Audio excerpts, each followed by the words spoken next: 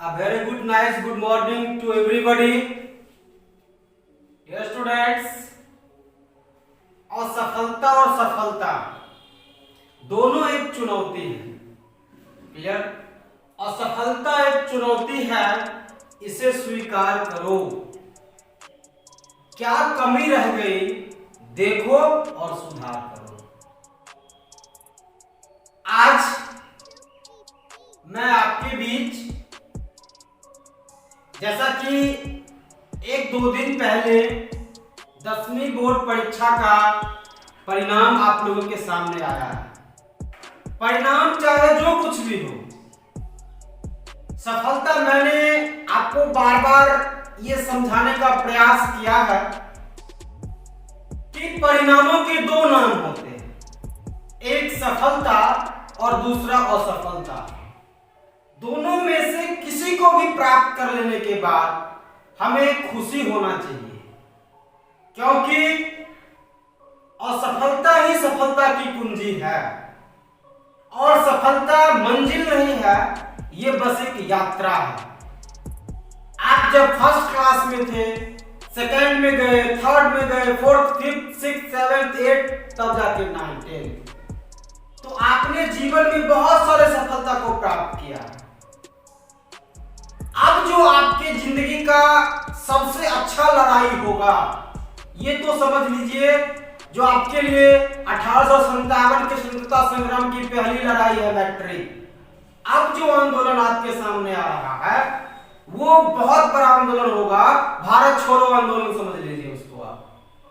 क्योंकि अब जितने भी बड़े बड़े इम्तिहान होते हैं उसके योग्य आप बनेंगे तो वो 12वीं और ग्रेजुएशन के बाद ही बनते हैं. ये आपके जिंदगी की पहली सीढ़ी है, जिसको पार करने पर आप सभी को हार्दिक बधाई, बहुत बहुत शुभकामनाएं कि आप ऐसे ही ऊंचे नाम करें और अपने क्षेत्र का, अपने परिवार का, अपने समाज का, अपने देश का, अपने माता पिता का, अपने गुरुजनों का, अपने मित्रों का आप इसी तरह से प्रकाशमान अपने आप से रखें और उन्हें भी करें. तो आज का जो आपका वीडियो होगा, आज का जो विषय वस्तु होगा वो कॉमर्स से रिलेटेड होगा. और वैसे छात्र छात्राएं जो कॉमर्स की कैरियर में, कॉमर्स के फील्ड में अपने आप को एस्टेब्लिश करना चाहते हैं, अपने आप को कैरियर बनाना चाहते हैं, उनके लिए 11वीं के छात्रों के लिए आज मेरा फर्स्ट क्लास होगा कि कॉमर्स क्यों और व्हाट इज कॉमर्स, क्या इसका सिलेबस होगा, किस ढंग से प्रिपरेशन करने होंगे, इसको पढ़ने के बाद क्या आप कर सकते हैं, क्या अपॉर्चुनिटी है, क्या सोर्स है, क्या ऑप्शन है, ये सारी चीजें आज हम लोग जानेंगे. तो आप लोग आइए. Commerce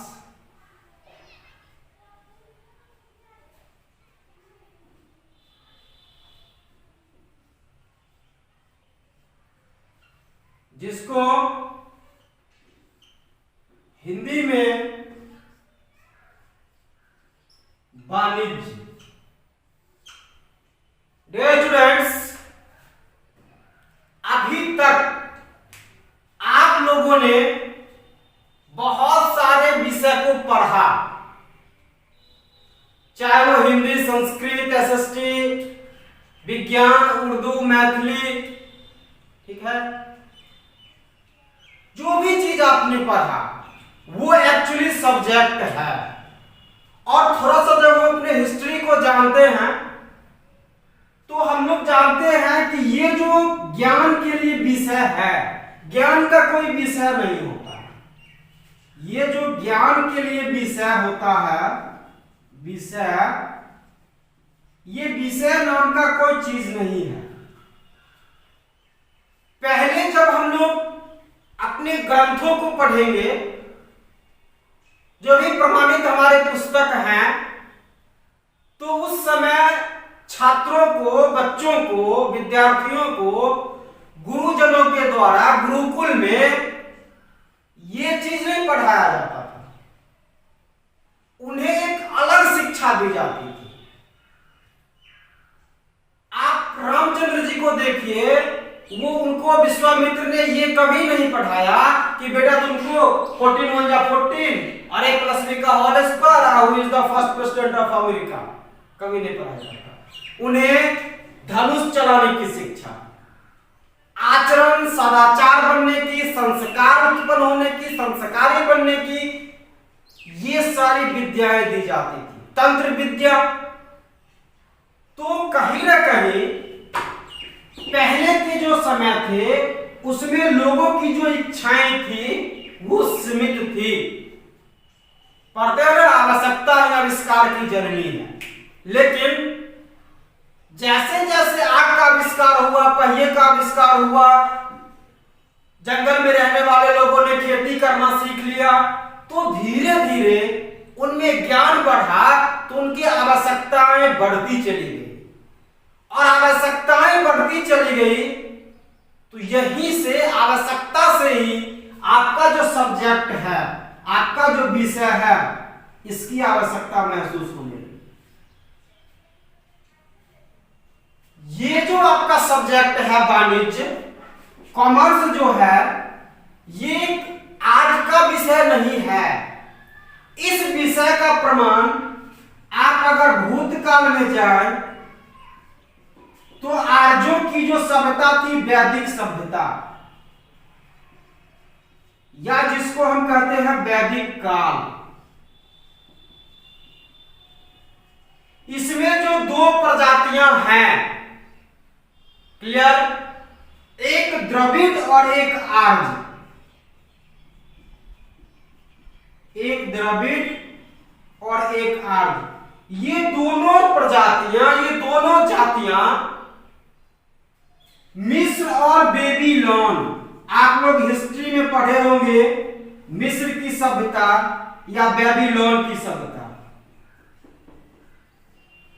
clear. इन दोनों देशों से, इन दोनों कंट्री से इन लोगों का व्यापारिक संबंध था, trade relation, trade relation in दोनों प्रजातियों के लोगों का इन दोनों देशों से था। बेबीलोन की सभ्यता हम पढ़ेंगे, पढ़े होंगे, या फिर आप मिस्र की सभ्यता पढ़े होंगे। तो हजारों, 2000, 3000, 4000, 5000 सालों तक इन प्रजातियों का जो व्यापारिक संबंध है, ट्रेड है, वो इनके साथ बना था। ये आपको प्रमाण मिलता है वाणिज्य का। इसके बाद आप मुगल काल पढ़े होंगे। मुगल काल के समय में भारतीय जो कला थी, इंडियन जो आपको उद्योग धंधे था, ये यहां का बना हुआ सामान, प्रोडक्ट एशिया और अफ्रीका, यूरोप के बहुत सारे कंट्रीज में जाता था, खास करके यहाँ की कपड़े, और विदेशों में इसकी बहुत डिमांड होती थी, बहुत मांग होती थी। तो इस तरह से ये विषय के बारे में आप संक्षिप्त में देख सकते हैं। दुनिया में जितने भी सब्जेक्ट हैं उसको 3 भागों में आपके सामने बढ़ जाएगा: साइंस, आर्ट्स, कॉमर्स, विज्ञान, कला, वाणिज्य। मैं ये बताऊंगा आपको कि ये तीनों सब्जेक्ट में अन्योन्याश्रय संबंध है। कहते हैं ना, we can not live without you, कहते हैं ना। तो ये तीनों सब्जेक्ट एक दूसरे के बिना जिंदा नहीं रह सकता। अभी तक हम लोगों ने सिर्फ पढ़ा Hindi, English, Sanskrit, math, SST, science, ये सारा चीज हम लोगों ने 10th तक पढ़ा। लेकिन आज से आपको ये सारे सब्जेक्ट बोलने की आवश्यकता नहीं पड़ेगी। कि आप कौन सा सब्जेक्ट पढ़ते हो। आप जब भी आपसे कोई अराइज करेगा क्वेश्चन, आपसे कोई पूछेगा कि आप क्या पढ़ते हो, आप बोलो साइंस, या आप बोलो आर्ट्स, या आप बोलो कॉमर्स, कुछ भी बोलो तीन में से, तो लोग समझ जाएंगे कि इन सारे विषयों में आपका कौन सा विषय है। साइंस का मतलब विज्ञान, क्लियर। विज्ञान का मतलब बीज और ज्ञान, बी का मतलब विशेष, एक्स्ट्रा, और ज्ञान का मतलब ज्ञान, नॉलेज, क्लियर। कला का मतलब है कि आपके अंदर किसी भी कार्य को करने की कैसी प्रवृत्ति है, कैसा आदत है, आप किस ढंग से करते हैं। वाणिज्य का मतलब होगा कि धन प्राप्ति के उद्देश्य से, प्राचीन डिफिनेशन, इनिशियल डिफिनेशन, धन प्राप्ति के उद्देश्य से किया गया कार्य वाणिज्य कहलाता है। डियर स्टूडेंट्स, अब तो शिक्षा और विद्या दोनों दो भागों में बट गई है, इसलिए शिक्षा कार्य देती है और विद्या संस्कार देती है।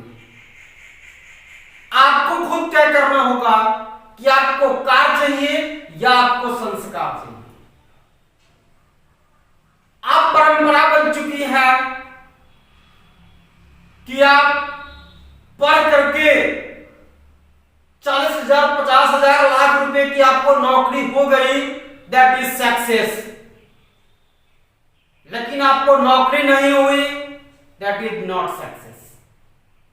आप असफल हैं, आप फेल्योर हैं। ये मेंटेलिटी, ये मानसिकता समाज के प्रत्येक लोगों की हो चुकी है। आपको और आपके परिवार में रहने वाले सदस्य को इन मानसिकता से ऊपर उठ करके देखना चाहिए, क्योंकि ज्ञान का, शिक्षा का, विद्या का नौकरी से कोई लेना देना नहीं है।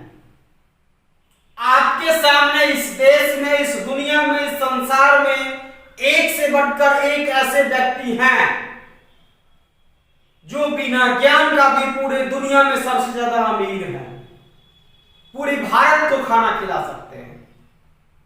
चाहे वो मुकेश अंबानी हो, रतन टाटा हो, अजीज प्रेमजी हो, सभी असफल व्यक्ति ही सफलता प्राप्त किए। आप मुकेश भाई अंबानी का नाम सुनेंगे, 1 घंटा में 4.74 करोड़, 1 घंटा में 4.7 करोड़ रुपया कमाते हैं। 1 मिनट की इनकी सैलरी 79 लाख के बराबर होती है। 1 सेकेंड में ये 57,000 रुपया कमाते हैं। तो ये प्रारंभिक दिनों में पेट्रोल पंप पर पेट्रोल बेचा करते थे, आज पूरी दुनिया को भी चला सकते हैं। जब भी आपको अरबपति, दुनिया के अमीर व्यक्तियों का लिस्ट निकलता है तो इनका नाम निश्चित रूप से होता है। तो कहने का मतलब है कि अब शिक्षा का जो अर्थ है वो नौकरी प्राप्त करना। तो आप कोई भी विषय आपको पढ़ाया जाता है परिवार की ओर से, तो इसका मेन इंटेंशन होता है कि आपको कोई अच्छा नौकरी मिले। नौकरी इसलिए मिले ताकि आप अपने जिंदगी को बेहतर ढंग से एंजॉय कर सके, क्योंकि आपकी आवश्यकताएं बढ़ चुकी है। उन आवश्यकताओं की पूर्ति ईश्वर के द्वारा संभव नहीं है। आप फल खा करके रह नहीं सकते हो, पेड़ के नीचे आपको नींद नहीं आती है, उसके लिए आपको एसी चाहिए, कूलर चाहिए, फैन चाहिए। आप अपने जड़ी बूटियों को दवा के रूप में इस्तेमाल नहीं कर सकते हो। सर में दर्द हुआ, मेडिकल स्टोर पर पहुंच जाते हो, वहां आपको पैसे देने पड़ेंगे। तो इन आवश्यकता, ये जो एक्सेस एडवांस नेसेसिटी है, इसकी पूर्ति के लिए हमें विद्या नहीं, शिक्षा ही चाहिए। विज्ञान का मतलब हुआ विशेष ज्ञान। किसी भी कार्य को करने के बारे में जो हमारे पास विशेष ज्ञान प्राप्त होगा वो विज्ञान होगा। परिचित होंगे इन चीजों से आप लोग। हाइड्रोजन और oxygen H plus H equal to H2 और इसमें ऑक्सीजन मिल जाता है तो पानी का निर्माण होता है। क्लियर? ये आपको विज्ञान ने ही बताया होगा कि हाइड्रोजन के 2 भाग और ऑक्सीजन का 1 भाग जब मिलेगा तब वाटर होगा, तब वाटर है। ये आपको ये पहचान विज्ञान के द्वारा करवाता है। क्लियर? कला किसी भी कार्य को, किसी भी काम को बेहतर ढंग से करना कला कहलाता है। कला हमें यह सिखाती है या बताती है या समझाती है कि किसी भी काम को करने के लिए आपके पास क्या ज्ञान है, आप उसको कितनी सफाई के साथ, कितना अच्छे ढंग से उसको कर सकते हैं। यही कला कहलाती है, यही आर्ट्स कहलाती है। क्लियर? कॉमर्स किसी वस्तु के उत्पादन से लेकर प्रोडक्शन, अंतिम उपभोक्ता तक, लास्ट कंज्यूमर तक पहुंचाने की समस्त क्रियाएं वाणिज्य कहलाती है, कॉमर्स कहलाती है। वे कार्य जो धन कमाने के उद्देश्य से किया जाता है वो कॉमर्स कहलाता है, वो वाणिज्य कहलाता है, वो व्यापार कहलाता है।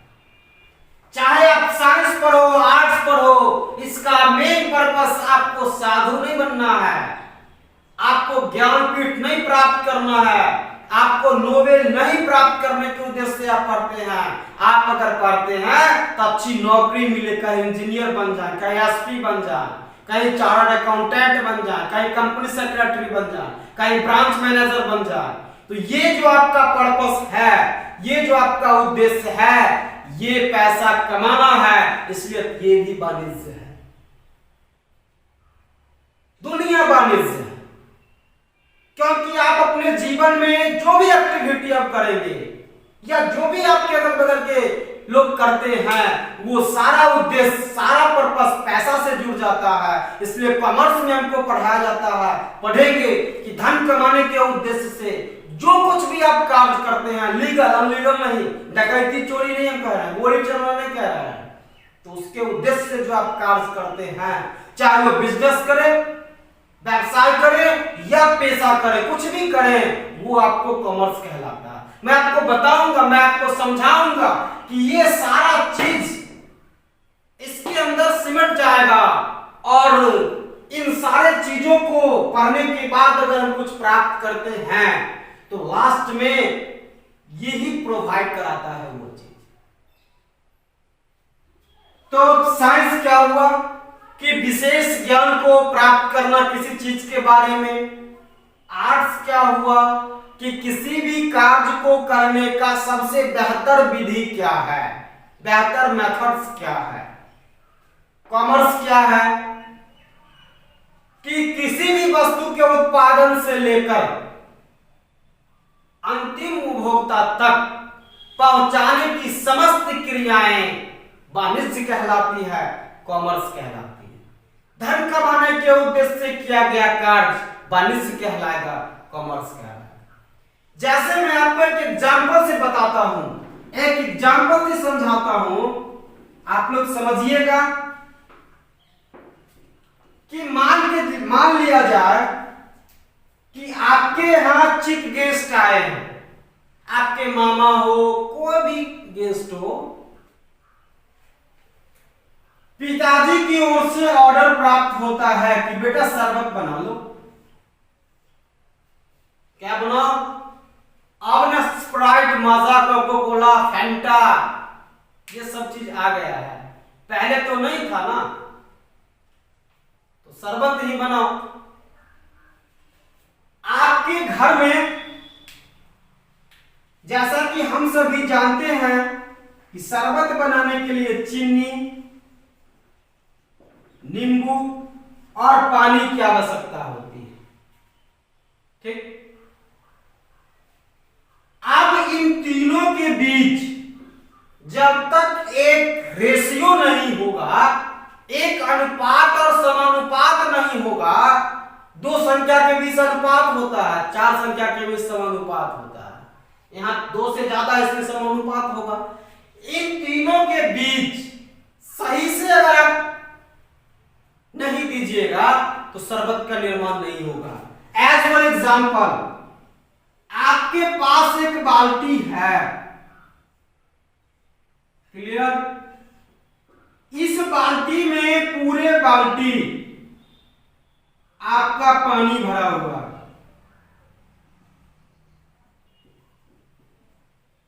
क्लियर? इसमें आप मान लीजिए ये बाल्टी 5 केजी का है, मीन्स 5 लीटर इसमें वाटर है। अब इसमें अगर आप एक मुट्ठी या एक चम्मच चीनी इसमें डाल दोगे, क्या ये शरबत बन जाएगा? आपके घर में सब्जी बनती है, सब्जी में दोनों हाथ से उठा करके नमक आप चार आदमी के लिए बना हुआ सब्जी में डाल दोगे तो क्या सब्जी खाने लायक रहेगा? दाल खाने लायक रहेगा? 2 आदमी के लिए चाय बन रहा है, इसमें आप उठा करके पूरा 1 किलो चीनी रख दीजिएगा, क्या चाय कहलाएगा? नहीं कहलाएगा ना। तो इसके लिए इस 5 लीटर पानी के हिसाब से रेशियो में जब तक आप चीनी नहीं दोगे तब तक शरबत का निर्माण नहीं हो सकता। या फिर आप इसमें चीनी रख दिए, सारा चीनी नीचे में आकर के बैठ गया, जैसे ही आप चीनी डालते हो, मान लो कि तुम 5 लीटर पानी में जितना चीनी चाहिए उतना चीनी तुमको देने का नॉलेज है, आपने चीनी को डाल दिया और चीनी जैसे ही आप पानी में डालोगे ऐसे वो चीनी सारा इसके नीचे जाकर के बैठ गया और गए और गेस्ट को दिए पानी शरबत पीने के लिए। गेस्ट शरबत पिएगा? मजबूरी में बेचारा पी लेगा, क्योंकि अच्छा बुरा वो कोई बोल नहीं सकता, पहले दिन आया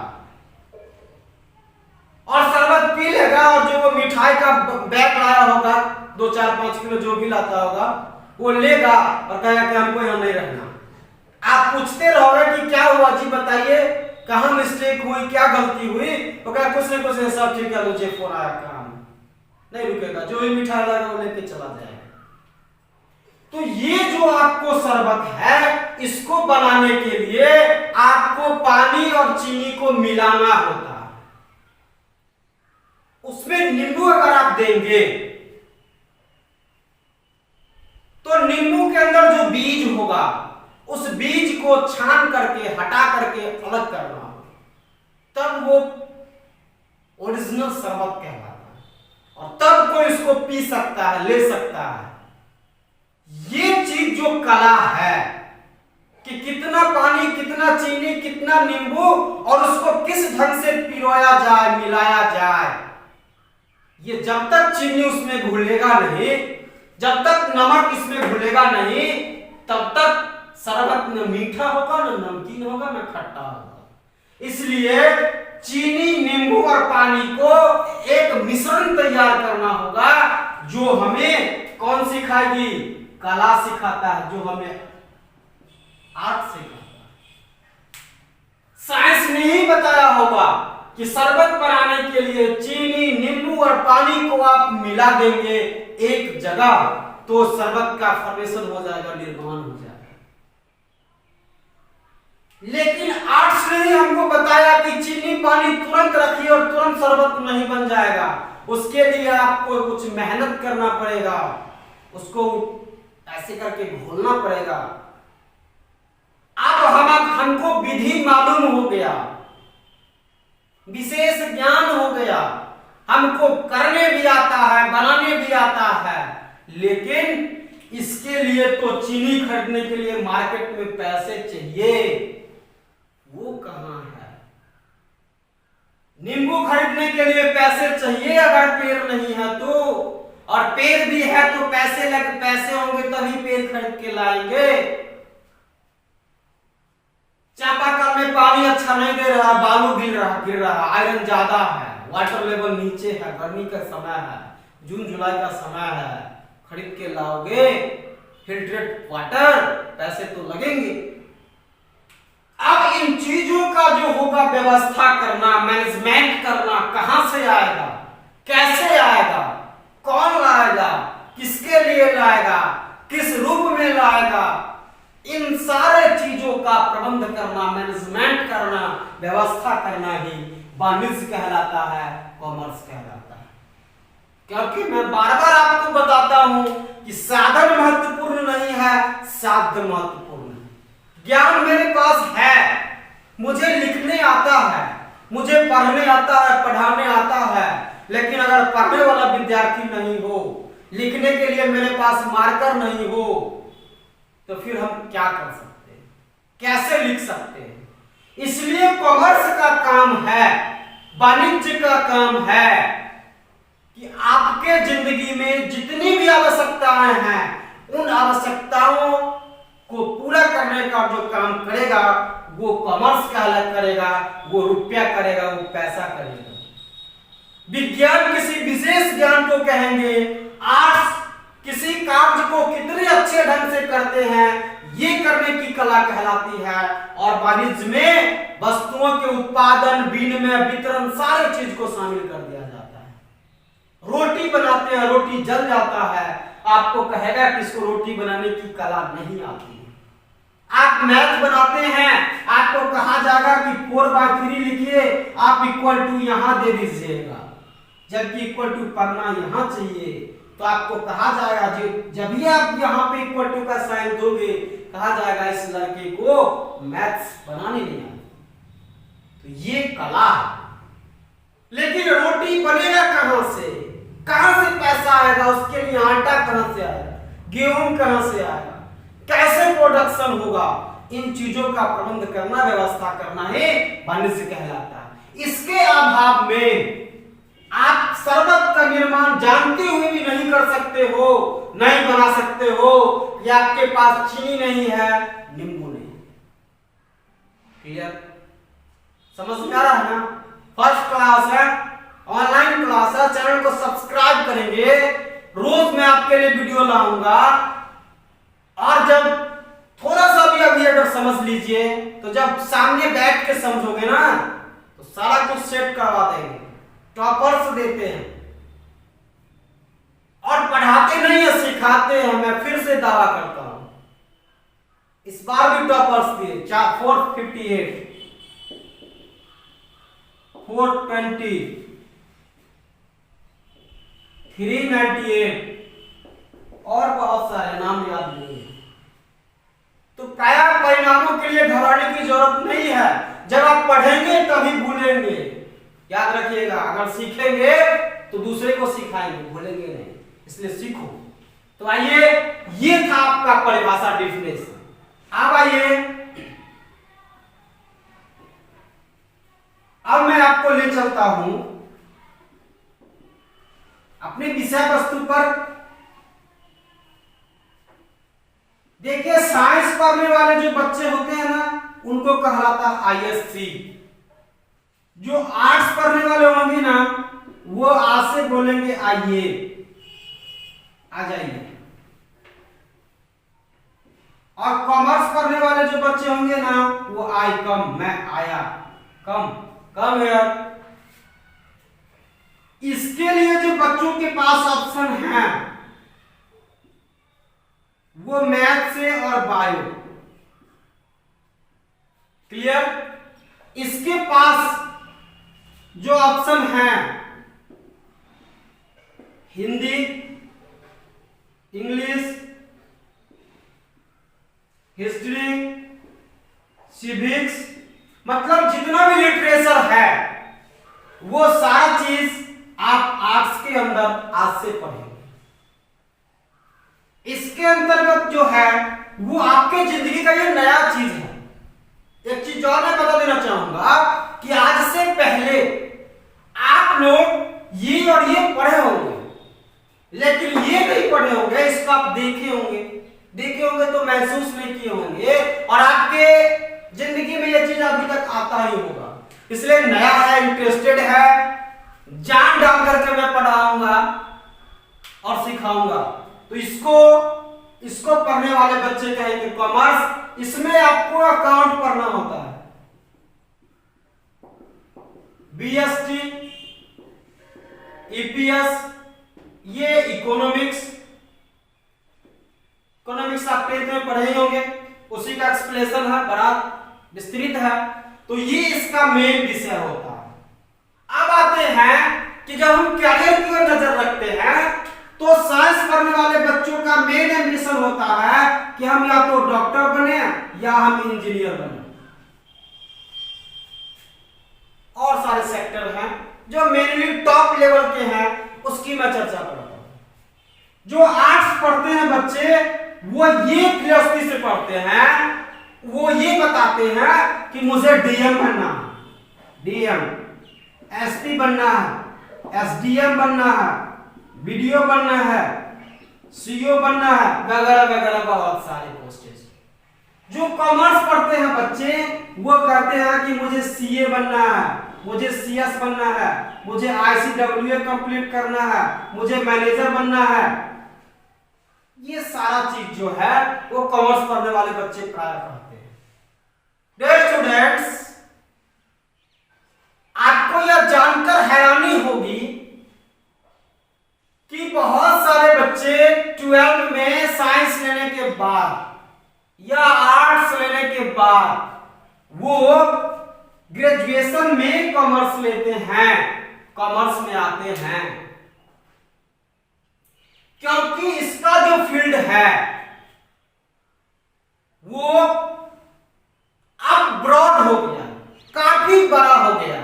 make in India, digital India, Narendra Modi प्रधानमंत्री बनने की बाद जो सब प्लान लाए, इन चीजों ने हमारी आवश्यकता और हमारा जो टेक्नोलॉजी है उसको बढ़ा दिया है और विभिन्न सारे कंपनियों का आगमन होने लगी है भारत में। और कंपनी आज के दौर में सरकारी नौकरी से, गवर्नमेंट जॉब से कहीं कम पैसा नहीं देती है। तो इन सारे चीजों के लिए आप तैयारी कर सकते हैं। एक डॉक्टर और इंजीनियर बनने के बाद, बनने से पहले होने वाली जो परेशानियां हैं, वैसे तो आप कुछ भी बनिए, आपको बाधाएं आएंगी और उसको आपको पार करना पड़ेगा। लेकिन इसके साथ फिजिक्स, केमिस्ट्री, ये सारा चीज किसी एक से कमजोर नहीं है। ना मैथ इससे, बायो से कमजोर होगा, ना बायो फिजिक्स से, ना फिजिक्स केमिस्ट्री से। सब कदम से कदम मिला के चलता है। तो सभी छात्रों के लिए मैं किसी को डिसपॉइंटेड नहीं करने के पॉइंट ऑफ व्यू से बोल रहा हूं। मैं एज ए भाई आपको ये समझा रहा हूं कि आपके अंदर ये ताकत का एहसास होना चाहिए कि आप जामबंद हैं, आप हनुमान को ट्रेनिंग दे सकते हैं और हनुमान के अंदर भी ये शक्ति होनी चाहिए, ये उसका अपना इंटेंसिटी, इरादा होना चाहिए कि मैं उड़ करके अयोध्या, श्रीलंका में जा सकता हूं और सीता माता का पता लगा के आ सकता हूं, लंका को जला सकता हूं। ये उसके अंदर ताकत होनी चाहिए, अन्यथा छोड़ दो। बहुत सारे राम के सेना में थे, राम किसी को भी बोल सकते थे कि तू जाओ, लेकिन उन्होंने, सुग्रीव ने हनुमान की क्षमता को हनुमान से परिचय करवाया कि तुम ही ये कर सकते हो। इसलिए आज मैं आपको ये परिचय करवाऊंगा कि तुम क्या कर सकते हो और तुम्हें क्या करना चाहिए और तुम्हारे लिए क्या बेहतर होगा। सामान्य छात्रों के लिए, चूंकि अब तो हमारा जो एजुकेशन सिस्टम है, मैं बार बार बताता हूं ना कि विद्या से हटकर शिक्षा पर आ गया है। इसलिए जिस दिन शिक्षा मंत्री को यह लग गया कि फलाने यूनिवर्सिटी का चांसलर, कुलपति तो मेरा सेवक है, वो मुझे प्रणाम करेगा, उसी दिन शिक्षा व्यवस्था का नाश हो गया। शिक्षा, स्वास्थ्य ये नियंत्रण नहीं मांगते, ये प्रबंधन मांगती है, ये मैनेजमेंट मांगती है। तो आज हमारे यहां ज्ञान से ज्यादा डिग्री दौड़ रहा है। तो ये नहीं दो, क्योंकि आप भरे हुए बैलून में हवा की तरह है। ज्यादा उड़ोगे अपनी क्षमता से ज्यादा तो कहीं जाके आवाज कर जाओगे। इसलिए अपनी पांव जमीन पर ही रखना। जो भी सामान्य छात्र हैं वो इसके प्रेशर को, इसके बोझ को, या मेडिकल और इंजीनियरिंग में होने वाले प्राइवेट सेक्टर का जो वर्चस्व है और गवर्नमेंट में जो लाल फीताशाही है, टेबल का जो चक्कर है, डोनेशन कमीशन है, इन चीजों की वजह से इसका बोझ नहीं सहन कर पाते। इसलिए आपसे जो होगा, चाहे आपका फैमिली, आपका परिवार हो, उतना एफर्ट नहीं कर पाता है, उतना आपका जड़ मजबूत नहीं है, आपने शुरू से मेहनत नहीं किया है। बेस्ट राइटर्स का किताब पढ़ोगे इंग्लिश में आएगा, आपको इंग्लिश नहीं आती है। उद्यमानी सिद्धांति कार्यानी न मनोरथ नाहि सुक्त सिंगत पर विसंति मुखे मिलेगा। तो मेहनत करने से तो आएगी, लेकिन अब उतना मेहनत करना आपकी बस की बात नहीं हो जाती है, क्योंकि आपकी उम्र 15-16 साल हो गई है। धीरे धीरे जैसे जैसे उम्र बढ़ता है, आपके परिवार आपसे आशा करने लगते हैं, आपके परिवार आपसे अपेक्षा करने लगते हैं कि आप कुछ बेहतर बने और परिवार को चलाएं। फिर आपकी शादी का चर्चा होने लगता है, फिर आपकी पढ़ाई बाधित होती है और आप स्टॉप कर देते हो। तो इससे काम नहीं चलेगा। आर्ट्स में जब हम आते हैं तो ये दुनिया का सबसे बड़ा मोस्ट पॉपुलर सब्जेक्ट है। कहता है ना कि वो जिला का मालिक है, डीएम साहब, एसपी है, सुपरिटेंडेंट पुलिस है, डिस्ट्रिक्ट मजिस्ट्रेट है, सर्किल अफसर है, ब्लॉक डेवलपमेंट अफसर है, प्रोग्रामिंग अफसर है। नाम तो है, रुतबा है, पैसा भी है, सम्मान भी है, इज्जत भी है, लेकिन इसके लिए आपको 1 साल इंतजार नहीं करना पड़ेगा।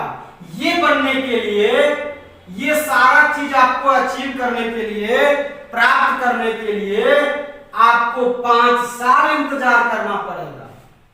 क्योंकि इन चीजों के लिए, इन पदों के लिए, इनकी सपना में पंख लगा करके पूरा करने के लिए आपको 2 साल 12 और 3 साल ग्रेजुएशन पूरा करने होंगे। इट मीन्स अभी से, आज से 5 साल तक आपको विद्या अर्जित करनी हो। इसके लिए धैर्य, पैसा, मेहनत, परिश्रम, ईमानदारी, इन सारे चीजों का सम्मिश्रण आपके झोली में, आपके बैग में, आपके दिल में, आपके दिमाग में, आपके फैमिली में होना चाहिए। कितने बच्चे आज से 5 साल तक पढ़ेंगे? बहुत कम हो जाता है। अब तो थोड़ा सा ट्रेंड बदला है, लोग अपने बच्चों को पढ़ाते हैं तो ये 5 सालों तक आपके अंदर वो धैर्य, मर्यादा पुरुषोत्तम राम का धैर्य अपने में एलिगेशन करना होगा, अपने में मिश्रित करना होगा, तभी जाकर के आप प्राप्त कर सकते हैं। लेकिन हम मध्यम वर्गीय समाज में ऐसे बहुत कम होते हैं जो अपने बच्चे को 5 साल तक उनके ऊपर दबाव नहीं डालते। और आप गांव में इन चीजों को पढ़ने वाले, आर्ट्स पढ़ने वाले जो छात्र होते हैं, वो धीरे धीरे अपने आप को निष्क्रिय मान बैठते हैं। 2-4-5 एग्जाम्पल होगा, उसको छोड़ के 95% स्टूडेंट्स ये समझ लेते हैं कि दूर पास तो कर जाएंगे, 12 किसी तरह हो जाता है, 300-350 नंबर आप ले आते हैं, क्वेश्चन आउट हो ही जाते हैं प्रायः। और इसके बाद आप ग्रेजुएशन भी कर लेते हैं, गेस्ट पेपर लेके चले जाते हैं। अब कौन किसको देख रहा है? इसीलिए तो ये दशा है। और हम कहेंगे रोड पे जाके कि रोजगार नहीं है, नौकरियां नहीं है। नौकरियां हैं, आपके अंदर टैलेंट होना चाहिए। जरूरत नहीं है कि हम सरकारी नौकरी ही करें। अगर हमें एबिलिटी है, सिंगर कहां जाके नौकरी करता है? वो तो अगर रोड पे बैठ के गाना गाएगा तो कमा लेगा पैसा। राइटर को कोई जरूरत नहीं है नौकरी करने की, वो कभी कविता लिख देता है, लोग उसको सुन के पैसा दे देते हैं। तो ये चीज अब नहीं हो रहा और लोग इसको निष्क्रिय मान के अपनी पढ़ाई को छोड़ करके किसी काम धंधा में लग जाते हैं, क्योंकि उन्हें अर्निंग तुरंत पैसे की आवश्यकता होती है। 10th के बाद 1 साल 2 साल तक आप मेहनत करते हो, इसके बाद आपके अंदर ये ऊर्जा आ जाती है कि आपको पैसे चाहिए। अब इन पैसे के फिराक में आप अपने पढ़ाई को रोक करके, आप अपने पढ़ाई को स्टॉप करके कहीं नौकरी करने चले जाते हैं। तो ये चीज कहता है ना कि कागल के पर्वत पर चढ़ना, चढ़कर पार उतरना बड़ा कठिन है, निष्कलंक रहकर ये सब करना। तो ये जो काम होगा ये धैर्य से ही होगा, ये ईश्वर का अद्भुत प्रसाद आपके अंदर नहीं होगा तो आप ये पोस्ट, ये पद सिर्फ सुनेंगे और देखेंगे, लालायित होंगे, लेकिन आप प्राप्त नहीं कर सकते। जब हम इसमें आते हैं तो ये ऐसा जॉब ओरिएंटेड कोर्स होगा जो आपको प्रायः 12वीं के बाद, 12 के बाद अगर आपके अंदर अकाउंटिंग की कैपेसिटी है, आपको कंप्यूटर्स नॉलेज है, तो आपको नौकरी दे देती है। बहुत सारे कंपनियों में अकाउंटेंट के पोस्ट होते हैं, आप बीबीए कर लो, आप एचआर बन जाओ किसी कंपनी में जाके, आप बैंकिंग सेक्टर में चले जाओ। अब तो प्राय यहां भी थोड़ा सा परिवर्तन कर दिया गया है और जब तक आप ग्रेजुएशन नहीं करोगे तब तक आप महत्वपूर्ण किसी भी पोस्ट के लिए अप्लाई नहीं कर सकते। इसलिए आपको पढ़ना अब से 5 साल है, ये आप माइंड सेटअप कर लो। तो इन चीजों के लिए आप किसी कंपनी में कहीं एचआर बन सकते हैं, बीबीए कर लीजिए, एमबीए कर लीजिए। इन सारे चीजों के द्वारा आप थोड़े से थोड़ा मोड़ा पैसा 12 के बाद भी अपने फैमिली के लिए, खुद के लिए अर्जित कर सकते हैं। ये चीज आपको इनसे और इनसे बेहतर है कि ये पढ़ लेने के बाद, 12 कर लेने के बाद आपको अर्निंग होगी या नहीं होगी इसकी गारंटीज कोई नहीं देगा, लेकिन ये पढ़ लेने के बाद आपके अंदर अकाउंटिंग कैपेसिटी है, आपके पास अकाउंट की नॉलेज है, आप मैनेजमेंट के बारे में पढ़े हो, तो आपको ये चीज प्राप्त हो जाएगी। आइए, इसका जो मोस्ट पॉपुलर पोस्टेज होते हैं जिसके लिए विद्यार्थी के मन में जिज्ञासा भी होता है कि आज बीकॉम में सीए, मुझे चार्टर्ड अकाउंटेंट बनना है। ये आपको इक्विवेलेंट मान लीजिए डीएम, डॉक्टर, इंजीनियर, क्योंकि इसके अंदर जो पैसे हैं चार्टर्ड अकाउंटेंट, भारत में 6 लाख से 30 लाख तक पैकेजेस मिलते हैं चार्टर्ड अकाउंटेंट को, और एक आईएएस अफसर को 7th वेतन कमीशन लागू होने के बाद 80, 85, 90 लाख हजार रुपए तक मिलते हैं। तो ये भारत में 6 लाख से 30 लाख तक चार्टर्ड अकाउंटेंट को, जिनका की रैंक 1 to 50 आता है, प्राप्त होते हैं। इंटरनेशनल लेवल में करोड़ों तक जाता है, 70-80 लाख रुपए पैकेज में मिलते हैं। तो ये चीज आपको काफी ज्यादा रेपुटेटेड पोस्ट है, और दुनिया में जितने भी कंपनियां हैं, चाहे वो नवरत्न हो, महारत्न हो, नेशनल हो, इंटरनेशनल हो, किसी भी कंपनी के लिए, किसी भी कंपनी में जो बैलेंस शीट होता है, आर्थिक चिट्ठा होता है, उन चिट्ठा के सुपरविजन के लिए, उसको देखने के लिए, उसके हिसाब को समझने के लिए एक सीए की आवश्यकता होती है। कंपनी को चलाने के लिए एक कंपनी सेक्रेटरी की आवश्यकता होती है। ये आप ICWA कोर्स करके भी जा सकते हैं, आप बीबीए कर सकते हो, आप एमबीए कर सकते हो, मास्टर ऑफ कॉमर्स कर सकते हो। इसके द्वारा आप किसी कंपनी में, किसी संस्था में जाके प्रबंधक बन सकते हो, उसको ऑर्गेनाइज कर सकते हो। तो ये सारे चीज आपके लिए 12वीं के बाद से ही, 2 साल पढ़ने के बाद ही ये सारे चीज आपको प्रायः प्राप्त हो जाते हैं, आप इस ओर जा सकते हैं। अब आइए थोड़ा सा जो इन दोनों को हम छोड़ करके चलेंगे, क्योंकि मैं जो आपको पढ़ाऊंगा ये आपको कॉमर्स ही पढ़ाऊंगा। इसलिए इनके तरफ जब हम देखते हैं तो थोड़ा सा 5-10 मिनट और लगेगा, क्योंकि इसमें आपको मैं सिलेबस के बारे में भी बता देना चाहता हूं, क्योंकि हम अगले दिन से हम अपने विषय वस्तु पर आएंगे और जो मेन आपको पढ़ना है वो मैं समझाऊंगा। तो इसको हिंदी में वाणिज्य बोलेंगे। इसमें आपको 5 सब्जेक्ट होगा। There are 5 subject. पहला होगा अकाउंट, दूसरा होता है बीएसटी, तीसरा होगा ईपीएस, चौथा होगा इकोनॉमिक्स, फिर होगा हिंदी और इंग्लिश। Any problem? ये आपका 100 मार्क्स का होगा, ये भी आपका 100 मार्क्स का होगा, ये भी 100 नंबर का होगा। इसको आप एक्स्ट्रा में भी रख सकते हो या मेन में भी रख सकते हो। ये भी आपका 100 मार्क्स का होगा और ये भी आपका 100 मार्क्स का। टोटल कुल मिला के आपका जो डिवीजन होगा, आपका जो प्राप्तांक आएगा, वो टोटल प्राप्तांक आएगा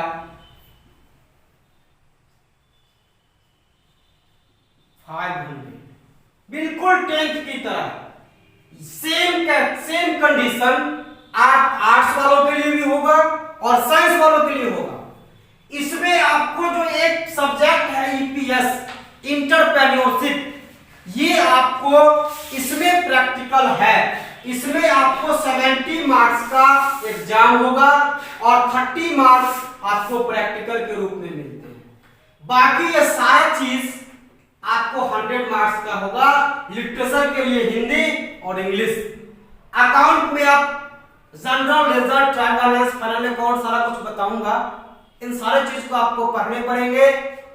बिजनेस स्टडीज में बिजनेस करने के लिए आपके अंदर क्या क्वालिटी होनी चाहिए, कौन व्यक्ति संगठन को चला सकता है, किसके पास प्लानिंग कैपेसिटी होगा, कौन कंट्रोलिंग कर सकता है, किसके ऊपर आप नियंत्रण रख सकते हो, कौन मोटिवेटेड व्यक्ति बन सकता है, लीडरशिप कैसी होनी चाहिए, इन सारी चीजों को पढ़ेंगे। ईपीएस इंटरप्रेन्योरशिप में आपको इंटरप्रेन्योर बनाया जाता है, साहसी बनाया जाता है, क्योंकि जो दुनिया में साहसी होगा वही कुछ कर सकता है। डर करके आप घर में बैठ सकते हैं। इसलिए ये आपको साहसी बनाने के बारे में बताएगा कि हु इज इंटरप्रेन्योर, कौन बिजनेस कर सकता है, कौन रिस्क ले सकता है, कौन पैसा लगा सकता है और उसके लिए क्या होना चाहिए। इन सारी चीजों को हम पढ़ेंगे। तो पहला हुआ अकाउंट, लेखांकन, दूसरा हुआ बीएसटी, बिजनेस स्टडीज, व्यावसायिक अध्ययन, तीसरा हुआ ईपीएस, इंटरप्रेन्योरशिप, फिर इकोनॉमिक्स आप एक्स्ट्रा में रख लो या इसको तीसरे स्थान पे रख लो, और हिंदी और इंग्लिश। इस तरह से आपका जो 5 सब्जेक्ट होगा, ये 500 का एग्जाम होता है। तो ये था इस तरह से आपके लिए आज का पहला क्लास, जो छात्रों के लिए कॉमर्स से रिलेटेड कि आपको क्यों पढ़ना चाहिए और इसका क्या क्रेज है। बहुत ज्यादा क्रेज है, लोग इसको पढ़ते हैं। कोलकाता में चले जाइए, दिल्ली में चले जाइए, मुंबई में चले जाइए, बेंगलोर में चले जाइए, ये सारे चीज कहते हैं ना कि जिसको खुद के कार्य पर विश्वास होता है वो नौकरी करता है, और जिसको खुद पर विश्वास होगा वो बिजनेस करता है। तो इसलिए आपको खुद पर विश्वास रखना है, और अगर आप इसको पढ़ते हैं या पढ़ेंगे तो मैं ही आपके बीच उपस्थित रहूंगा, और आपको थोड़ा भी घबराने की जरूरत नहीं है। खेलते खेलते, हंसते हंसते पढ़ाएंगे नहीं, सिखा देंगे, इसकी गारंटी है। तो कल सोचिए, विचारिए, समझिए, और मेरा नंबर है, आप अगर चाहें तो बात करके और कुछ अगर पूछना चाहें तो पूछ सकते हैं, नोट कर सकते हैं। 8298406062 मेरा नंबर है। दृष्टि कॉमर्स के नाम से मेरा यूट्यूब चैनल है, इसको भी आप सब्सक्राइब कर सकते हैं। आप मैसेज कर सकते हैं, व्हाट्सएप कर सकते हैं, और मैं आपके लिए जहां भी जो भी हो सकूंगा करूंगा। Thank you so much, goodbye, all the best.